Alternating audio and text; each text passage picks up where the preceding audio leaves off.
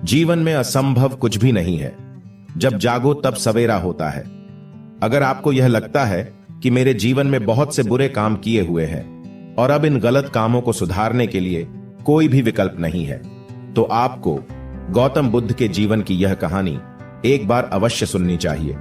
तो चलिए कहानी को शुरू करते हैं। एक दिन गौतम बुद्ध श्रावस्ती के एक गांव में भिक्षाटन के लिए पहुंचते हैं। जब गांव में प्रवेश करते हैं तो देखते हैं कि पूरे गांव में सन्नाटा छाया हुआ है। दूर दूर तक कोई भी व्यक्ति नजर नहीं आता।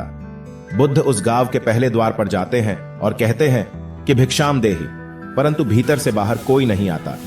बुद्ध दूसरे द्वार पर जाते हैं परंतु कोई दरवाजा नहीं खोलता। तीसरे द्वार पर जाते हैं परंतु उस द्वार से भी कोई व्यक्ति बाहर नहीं आता। फिर अचानक से एक दरवाजा खुलता है जिसमें से एक व्यक्ति बाहर निकलता है। वो जल्दी से बुद्ध का हाथ पकड़ता है और उन्हें अपने घर में ले जाता है और कहता है कि क्षमा करे बुद्ध, परंतु इस समय आप बाहर नहीं जा सकते। उंगलीमाल को श्रावस्ती की सीमा पर देखा गया है।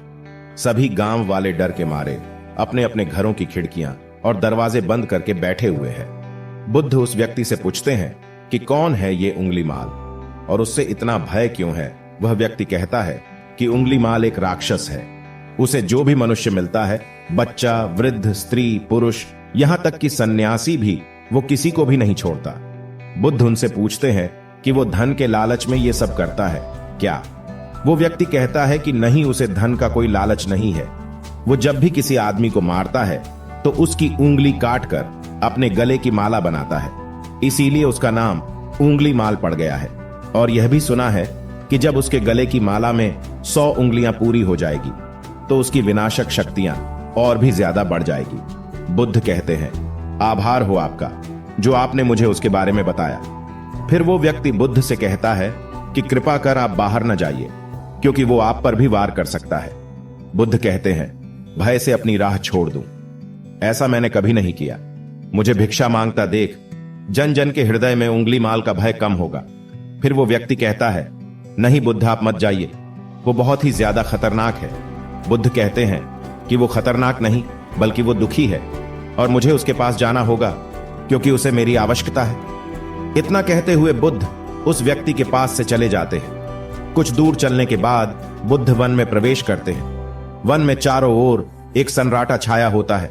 दूर दूर तक न तो कोई मनुष्य न कोई पशु पक्षी दिख रहा होता है, परंतु गौतम बुद्ध अपने मार्ग में आगे बढ़ते रहते हैं। अचानक बुद्ध के सामने उंगलीमाल आकर खड़ा हो जाता है। उसका रूप इतना डरावना है कि कोई भी व्यक्ति उसे देखकर ही भयभीत हो जाए। उसके गले में उंगलियों की माला होती है। चेहरा और हाथ रक्त से सने होते हैं और शरीर बलशाली होता है। उसका रूप इतना भयानक होता है कि किसी भी साधारण व्यक्ति के प्राण तो उसे देखते ही निकल जाए, परंतु बुद्ध पर उंगलीमाल के डरावने रूप का कोई असर नहीं होता है। बुद्ध कुछ क्षण तक शांत मुस्कुराहट के साथ उंगलीमाल की तरफ देखते हैं, फिर उसकी बगल से निकलकर अपने मार्ग में आगे बढ़ जाते हैं। बुद्ध को ऐसा करते देख उंगलीमाल को यह समझ नहीं आता है कि उसके साथ ये हो क्या रहा है। वह मन ही मन सोचता है कि मुझे देखकर लोग या तो भाग जाते हैं या मुझे देखकर मर जाते हैं या मुझसे अपने प्राणों की भीख मांगने लगते हैं। मैंने कई सन्यासियों को भी मारा है, परंतु मैंने आज तक कोई ऐसा व्यक्ति नहीं देखा जो मुझे नजरअंदाज करके अपने मार्ग में आगे बढ़ जाए। या तो इसने मुझ पर ध्यान नहीं दिया होगा या फिर हो सकता है कि यह देख ही ना सकता हो, परंतु मुझे इससे क्या मतलब, मुझे तो अपने गले की माला पूरी करनी है। उंगलीमाल बुद्ध को आवाज लगाता है, ए साधु रुक। फिर भी गौतम बुद्ध उंगलीमाल को नजरअंदाज करते हैं और अपने मार्ग में आगे बढ़ते रहते हैं। उंगलीमाल बहुत ज्यादा क्रोध में बुद्ध को आवाज लगाता है, ए साधु रुक। फिर भी गौतम बुद्ध उंगलीमाल को नजरअंदाज करते हैं और अपने मार्ग में आगे बढ़ते हैं। उंगलीमाल तीसरी बार ज्यादा क्रोध में होकर आवाज लगाता है, ए साधु रुक। बुद्ध रुकते हैं। उंगलीमाल बुद्ध के पास जाता है और कहता है कि मेरे आदेश देने के बाद भी तू रुका क्यों नहीं। फिर बुद्ध कहते हैं, मैं तो बहुत पहले ही रुक चुका हूं, तुम ही चलते जा रहे हो। उंगलीमाल यह समझ ही नहीं पाता है कि बुद्ध क्या कह रहे हैं, परंतु वो इतना जरूर समझ जाता है कि सामने खड़ा व्यक्ति उससे थोड़ा भी नहीं डर रहा है। उंगलीमाल बुद्ध को डराने के लिए चिल्लाकर पूछता है, ए साधु, मुझसे भय नहीं लग रहा है क्या? मैं आदि मानव हूं। बुद्ध कहते हैं कि नहीं, तुम मानव हो। बुद्ध की यह बात उंगली माल के हृदय पर लगती है। पहली बार उसे किसी ने मानव कहा था, परंतु वो इस बात को नजरअंदाज करने का प्रयास करता है और बुद्ध से पूछता है कि ए साधु, तूने ये क्यों कहा कि तू कब का रुक चुका है, जबकि तू तो चल रहा था? और तूने ये क्यों कहा कि मैं नहीं रुका? बुद्ध कहते हैं कि मैं बहुत पहले ही रुक चुका हूं, यानी मैंने ऐसे सारे बुरे कृत्य करना पहले ही छोड़ दिया है जिससे कि व्यक्ति को कष्ट पहुंचा सकते हैं।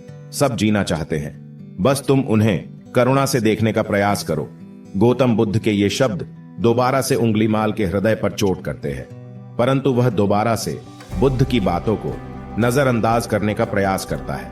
इस बार वह और क्रोध में भरकर बुद्ध की गर्दन पर अपनी तलवार रख देता है, जिससे वो लोगों की हत्या किया करता था, और बुद्ध से चिल्लाकर कहता है, नहीं, मानव में ना तो प्रेम है ना ही करुणा है, सिर्फ छल और कपट है। इसीलिए मैं सबकी हत्या करूंगा और किसी को जीवित नहीं छोड़ूंगा।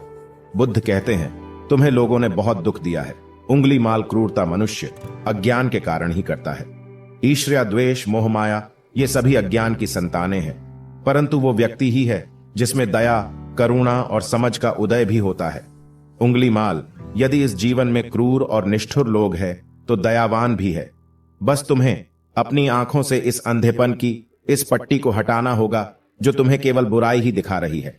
तीसरी बार बुद्ध शब्दों को सुन उंगलीमाल का खुद पर से संयम हट जाता है। उसे समझ नहीं आता कि पहली बार उसे अपने आप इतना कमजोर क्यों महसूस हो रहा है। वो कोशिश तो करता है क्रोध करने का, परंतु कर नहीं पाता है।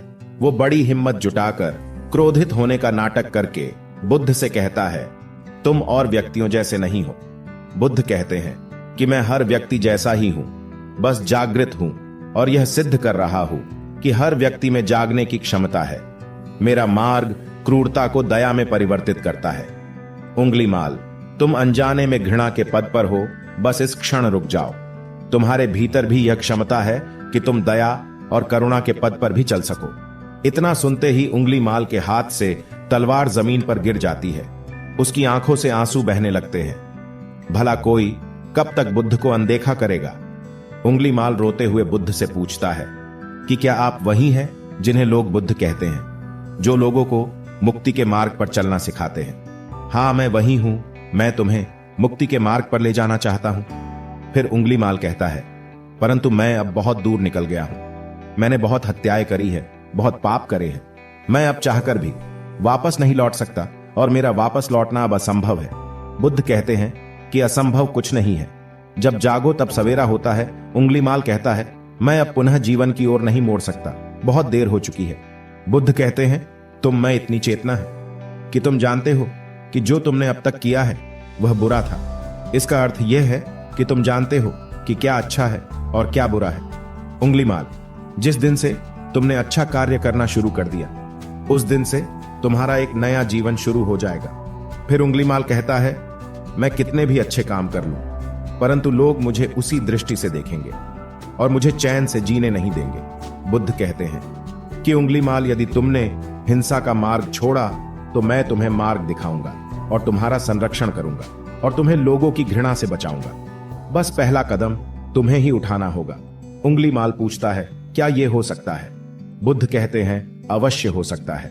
उंगलीमाल रोते हुए बुद्ध के चरणों में गिर पड़ता है और कहता है कि मैं आपको वचन देता हूं कि मैं सारे बुरे कृत्य करना छोड़कर और आपके पीछे करुणा के पथ पर चलना सीखूंगा। कृपा कर आप मुझे अपना शिष्य बना लीजिए।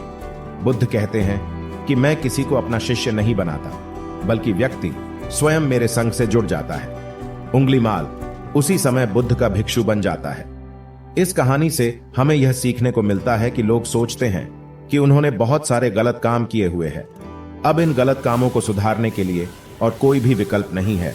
इस पर गौतम बुद्ध कहते हैं कि चाहे अपने अब तक कितने भी बुरे काम क्यों न किए हुए हैं, लेकिन अगर आप एक विचार को अपने मन में लाते हैं कि अब मुझे कुछ सही करना है, तो वही विचार आपके रूपांतरण का कारण बन सकता है।